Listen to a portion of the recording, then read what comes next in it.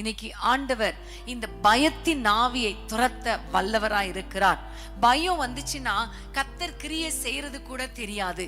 பயம் வந்துச்சுன்னா எந்த சூழ்நிலையையும் நம்மளால பார்க்க முடியாது. ஐயோயோ என்ன ஆகுமோ தெரியலைங்கிற ஒரு கலக்கம் தான் வரும். அதனால ஆண்டவரையே நம்ம அறிந்து கொள்ள முடியாத ஒரு சூழ்நிலை வந்து விடுகிறது. இன்னைக்கு நிறைய குடும்பங்கள்ல பயம், எதற்கெடுத்தாலும் பயம். அப்படி நடந்துருமோ இப்படி நடந்துருமோங்கிற பயம். ஆண்டவர் நிறைய வாக்குத்தத்தங்களை கொடுத்திருக்கிறார். குறிப்பாக ஆண்டவர் கொடுத்த வாக்குத்தத்தங்கள்ல நிறைய மெயின் வாக்குத்தத்தம் என்ன தெரியுமா? பயப்படாதே பயப்படாதே பயப்படாதே என்று நிறைய முறை பைபிள்ல ஆண்டவர் எழுதி வைத்திருக்கிறார். ஆனாலும் பயம். ஆமென். இன்னைக்கு எந்தெந்த குடும்பங்கள் எல்லாம் எதிர்காலத்தை குறித்து பயம், இன்னைக்கு நடக்கிறதை குறித்த பயம், இனி நடக்க போறதை குறித்து பயம், இப்படி இருக்கிறீங்களோ இன்னைக்கு ஆண்டவர் இந்த பயத்தை நீக்கி போட அவர் வல்லவராய் இருக்கிறார். ஹல்லேலூயா.